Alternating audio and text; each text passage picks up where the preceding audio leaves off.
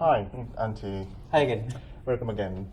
And we can talk about your life in Japan as a professional. Yes. And many people are very curious about it. And I'd like to especially ask you today the difference between Japanese Go and European Go. Right. And my first question is, what do you think about European Go level now? That's interesting and also very difficult question, I think. So, I guess recently the biggest change is that we had all the new AIs, which anybody became able to use. So, especially compared to earlier, now it's much easier also for Westerners to study the game. Because everybody kind of has their own secret nine-dan professional teaching them directly about the game. Because you're gonna just have it on your computer or your mobile phone. True. So in that sense, at least the situation I think is changing rapidly. But there is also the point of view that I think the Asian countries have they have a big lead in speed because there's a long history and culture of learning and teaching Go in Japan, and Europe doesn't have as much of that. Right. So partially because of that reason, there's not so many Go players in the first place in the West, and also because the teaching level is kind of lower. Also, the number of top players then is lower, and we cannot really help that. Right, I can imagine that. And the next, my question is probably is kind of straightforward. I'm asking you about if that EGF, which means European Federation Pro, come to Japan and play Japanese tournament game. And what do you think? How they can compete with Japanese pros? What kind of results they could get? Huh? Yes. I guess first we should recap quickly the system of Japanese tournaments. So in most title tournaments and the preliminaries, there's many stages of preliminaries, right? Yeah. So if you didn't have good results previously, you start in the C preliminary. Right. And usually you play 2 games knockouts.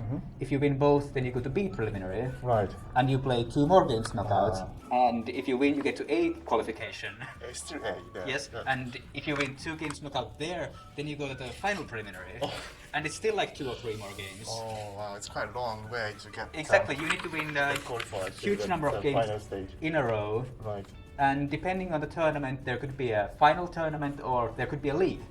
And in the league, you might still have to play more games and more games. Right. And then it's the final match-off with the title holder. Right. Yes, so it's an extremely long time. I think that just the time takes 2 years if you want to go from the start of the to the end of the title match. Right. Exactly. So what is your opinion if they come to Japan and play Japanese pro serious formal tournament games? Right. So then we need to take into account that I think there's some level of disparity inside the European professionals. I think the strongest European professionals, most likely, especially Ilya Shiksin, is Russia. Yes. I think he's in a bit of a different league compared to the lowest players. So most likely the weaker European professionals would have a difficult time getting out of even the C qualification, even if they had several opportunities. But the strongest European professionals, I think, maybe not every time, but they could get to B qualification, they could possibly get to A qualification. Right. But basically at that point you are already playing very strong Japanese professionals, and you need to keep on winning constantly. So what do you think they need to get improve more and get more stronger to compete with the Japanese or other Asian pro players? Right. So I guess if I knew that completely, I could already be a very good teacher in Europe. But from the start, I guess part of the problem is that we just don't have so many players in Europe. We only have I think there's 7 pros right now, and some pros are stronger and some are weaker. So we might only have like 3 or 4 professionals who can really compete on a kind of a international level. And of course, that way it's difficult to get results. Right. But in fact, we do have some good results from Europeans already. Like several years back, I think Artem Kachinovsky played in a Kansai Kiin tournament, and he beat Sonoda Yuichi, 9-dan professional from Japan in that tournament. Yes, Sonoda is maybe not in his prime anymore, but he is still a kind of a famous teacher in Japan. So I thought that was kind of a big win for Europe. And Ilya Shiksin, on the other hand, a little bit over 1 year ago, he beat Yi Lingtao, in an international tournament. Iling is one of the. He's very high in the world rankings, so that was a very impressive win for him. So I thought we have some cases of very good results from Europe, showing that the point is whether he can continue to win. Yes, exactly. So we have these odd wins here and there, and some of them are really impressive. Yeah. But to be able to do them constantly all the time is very difficult, right? I see. I agree with you. And now let's talk about Japanese Go. You played, I don't know how many games you played so far in Japanese Go tournament. 20 maybe? And so 20 players about? Yes, something like that. Far. And what do you think about Japanese style of Go recently? Recently is also an interesting question since I became pro in 2016. Yes, 4 or 5 years ago. Yes, which is exactly also the time when AlphaGo turned up, right? Yes. 2016, the match with Lee Sedol. Yeah. So just at the time when I became professional in Japan, the style of professional Go was still, it was basically traditional style. What do you mean traditional style means? I mean, it's all the stuff that we can read in Go books and Go commentaries. It didn't really change that much from 10 or 20 or 30 years ago. The base thinking is kind of the same. But then AlphaGo came around and already played some surprising moves, like a fifth line shoulder hit, which people didn't really expect. Right. And direct 3-3. Yes, that came more with AlphaGo Master, right? 1 year later. Yeah. So that shook up things even more. And then it didn't take long until we had like a Leela, and we had Galaxies and Katago.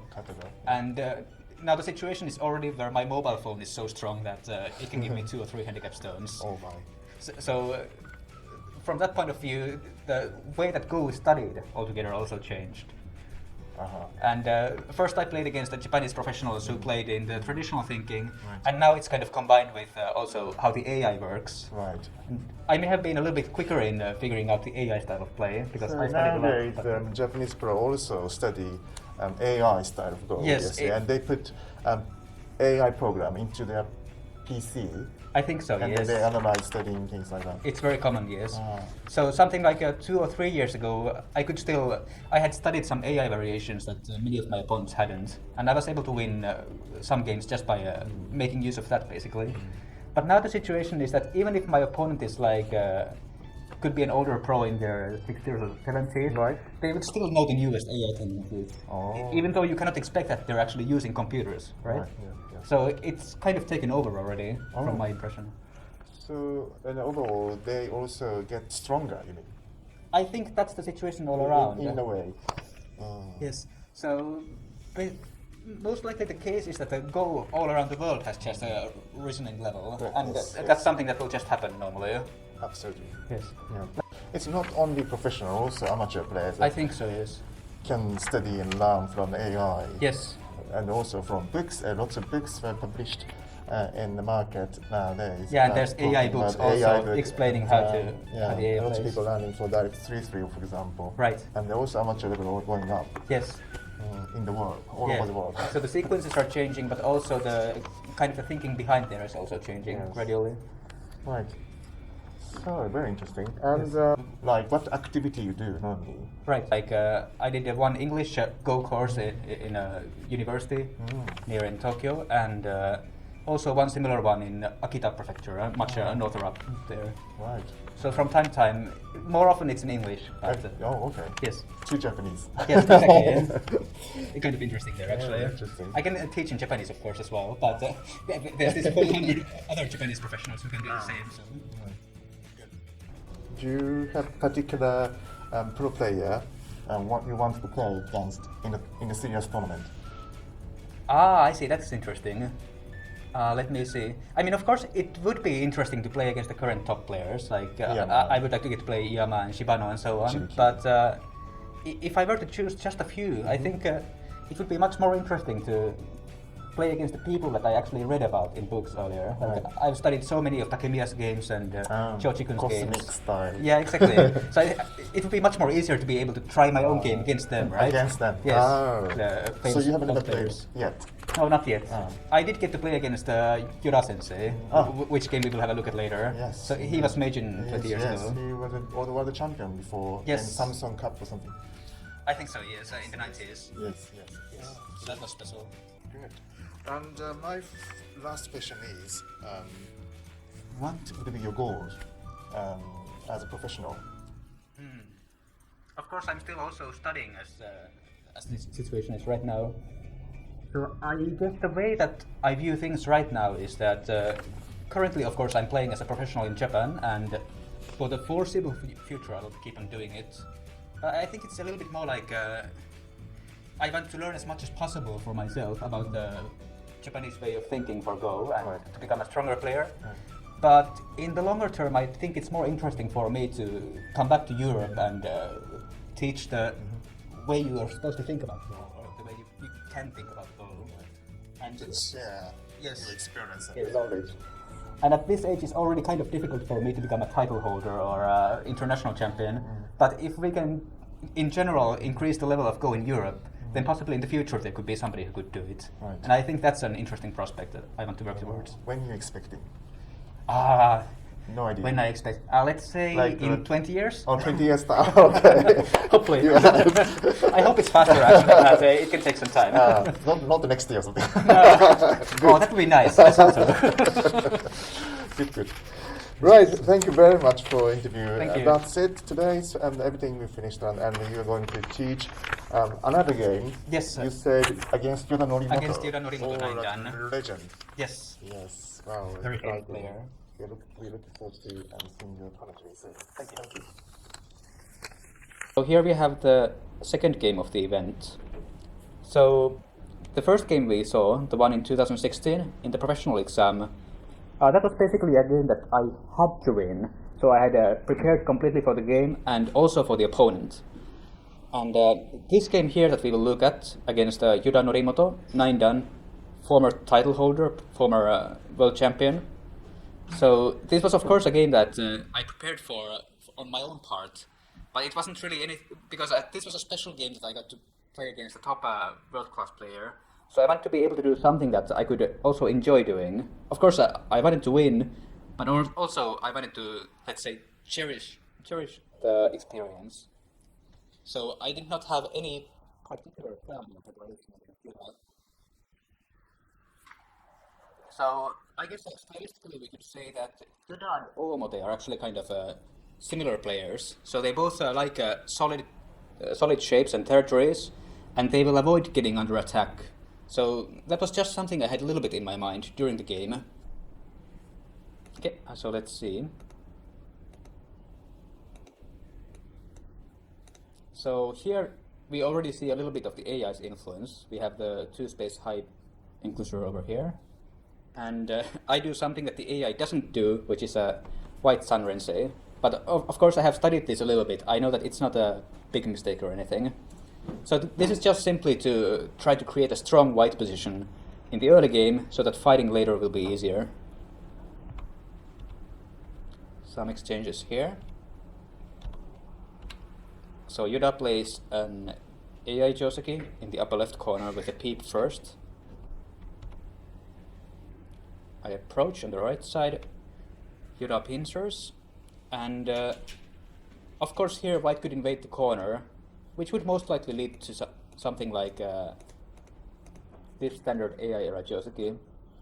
But in this game I didn't choose this one because black gets a very nice and strong position on the right side, which can easily become a framework.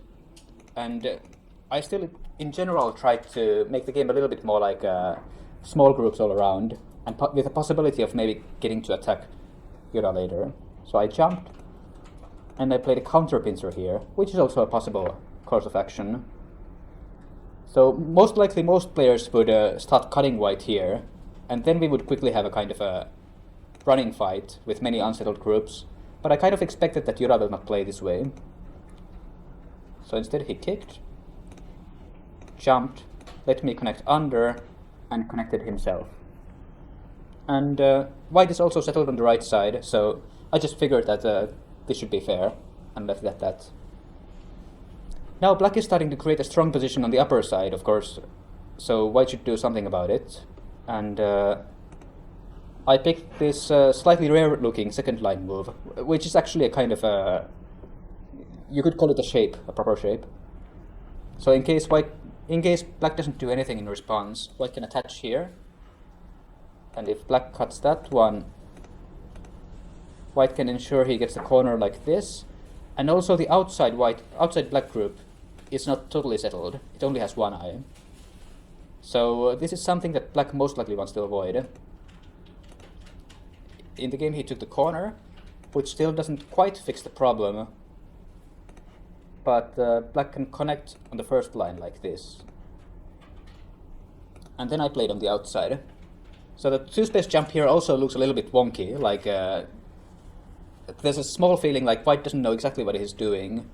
But I'm in general trying to surround the black corner group and trying to make sure it doesn't live too easily. Of course, black can live in the corner, but if black will use his move turn just to make two eyes, that would be something I would be very happy about. So black links up first, white extends on the upper side, so the upper side group is now mostly safe. Slide here once, that's center, white blocks. And attachment here, which I think we could call a probing move, most likely. I think this was most likely one of the best chances I had in this game to start a kind of fight that Yuda doesn't really like. So in the game I simply went down, which means that black got to create a little bit of aji in the white position.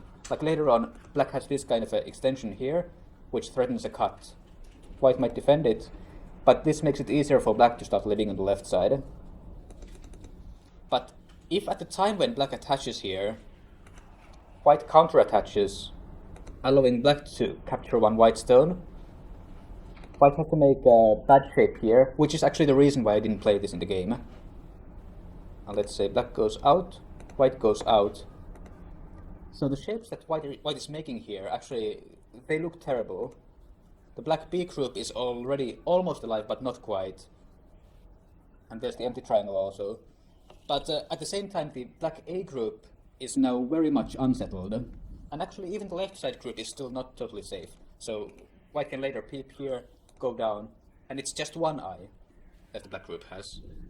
So I think this was the best opportunity I had to start an attack on Yuda's stones.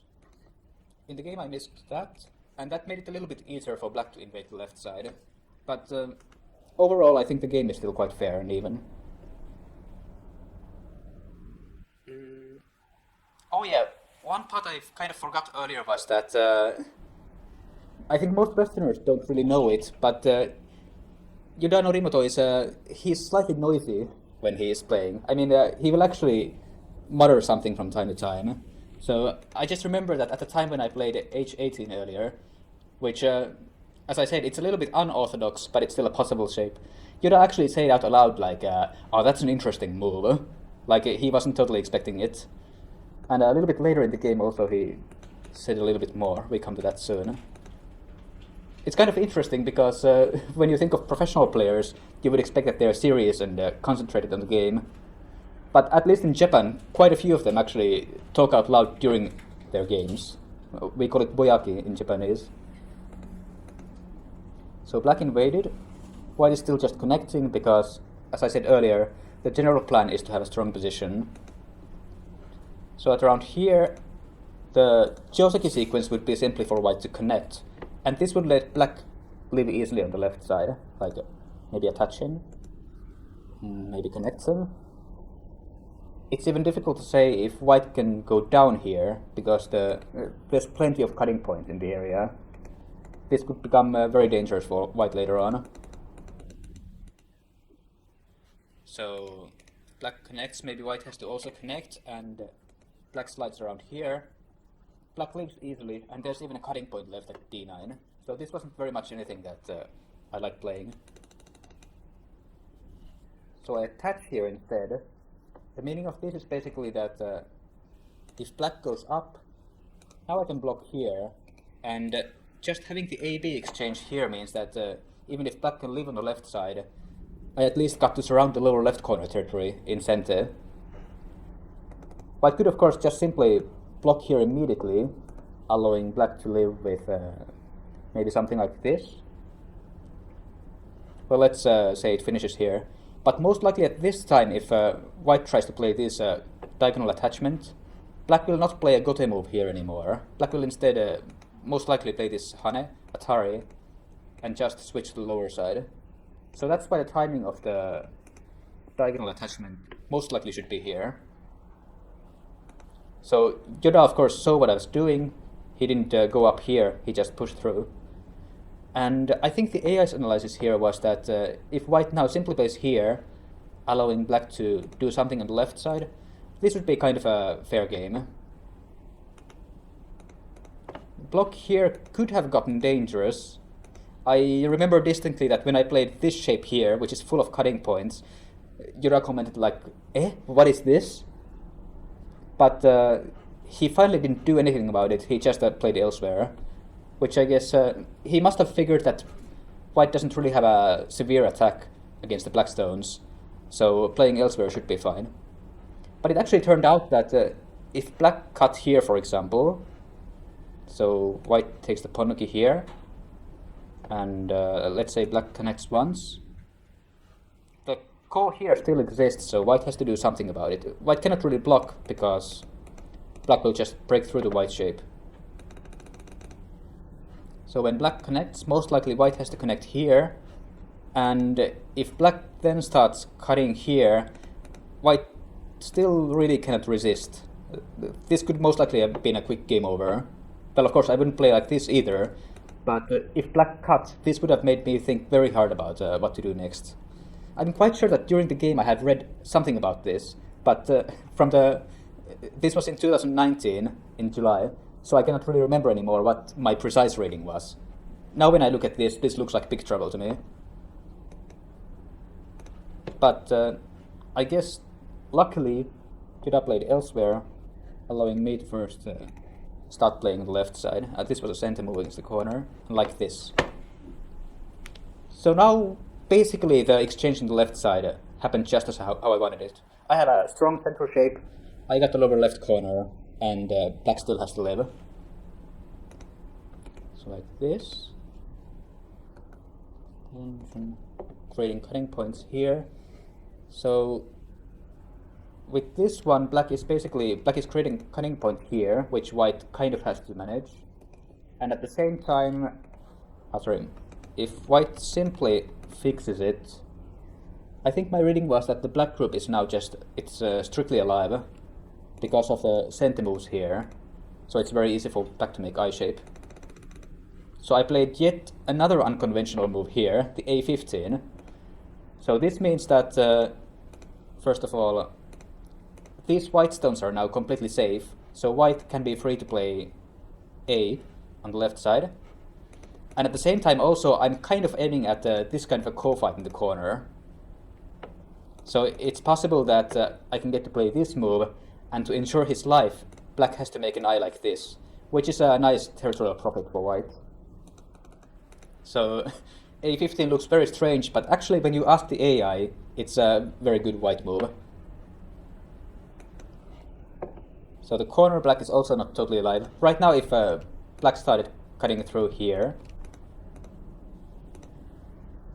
that would most likely make the upper left corner black group very busy. So black doesn't quite have time for this yet. He leaves first, like so. So then white goes back to defend. And now, because white has played the A15, the black left side group is actually not totally alive. It looks strong, but if white gets to play here, and my reading is a little bit rusty right now. If it's like this, so white can just basically jump inside the shape. I think, for example, this should work. If black tries to stop white, then maybe this one. So now white goes down and plays here. And it seems like this might become a... Is it a co-fight or is it just purely dead, actually? Looks like it might be purely dead.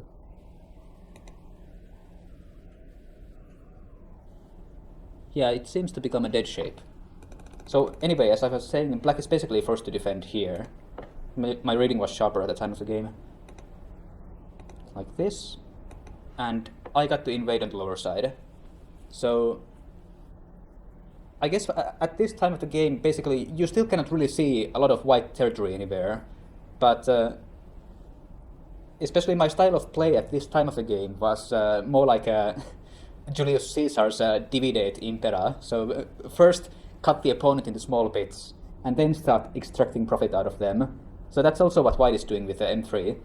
For the time being, split black up, and then hopefully the territory will come later. It works quite often, actually.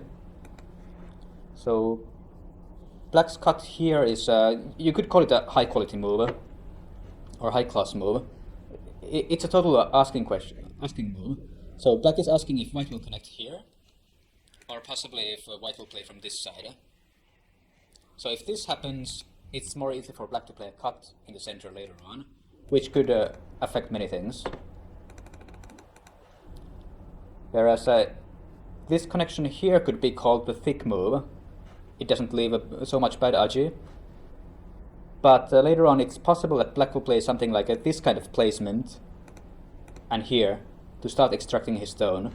So it's more difficult to call this corner here white territory. Even just a straightforward this move might be possible later on, as long as the left side black route is fine.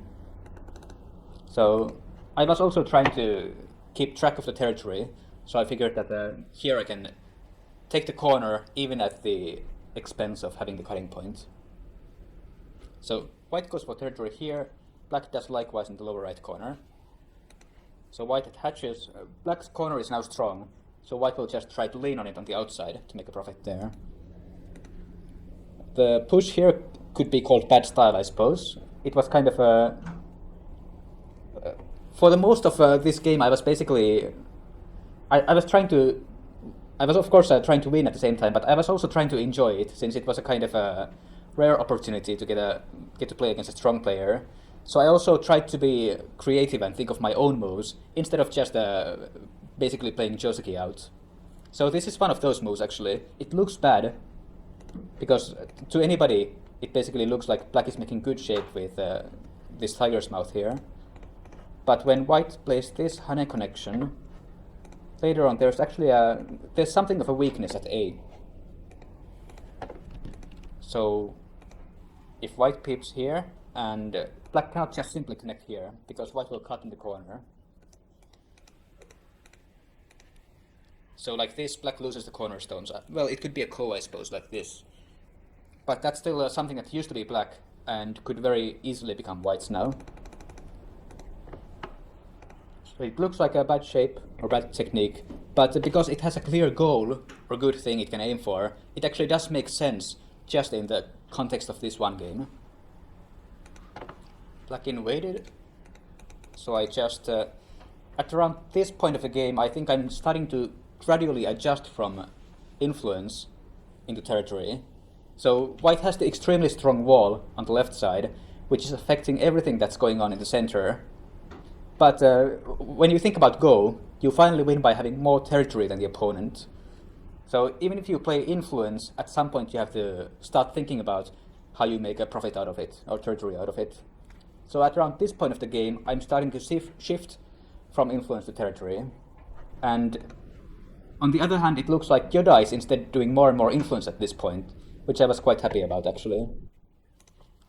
So this one also attacks the territory in the black corner, even at the expense of possibly creating a slightly weak white group on the lower side.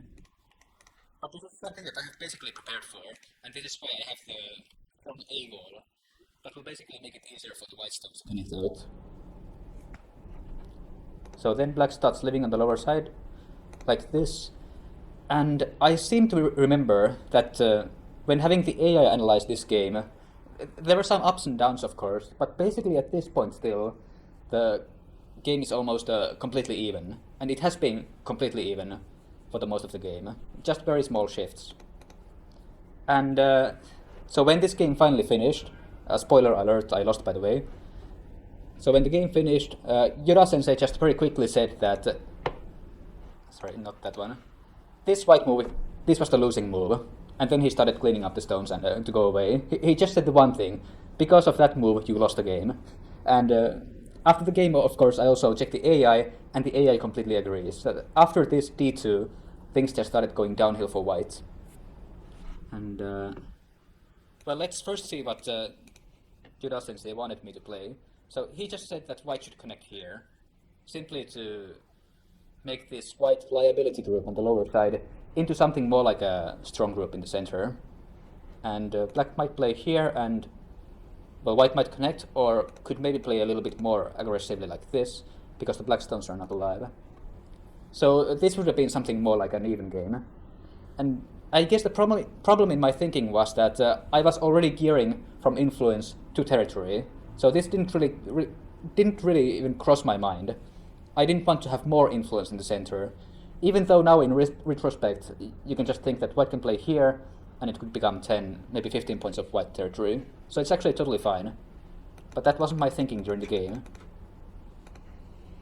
In the game I was going for territory at this point, and unfortunately it creates a bad shape good move for black. So black can play empty triangle and then, okay, make this center, then cut. And when this happened I realized, oh, I cannot do anything. There's no way for white to catch this black stone. You could try a net, except that this Atari crushes it. Or as in the game, you could try to net from this side and try to bring the fight into the center, also with bad shape, like this. Like this. It also looks like black is in a lot of pressure here. Black pushes through, Taris throws in, Taris. And white is unable to connect here. If he does, black plays here, there's ladder aim. And then finally, the lower side is going to get captured first.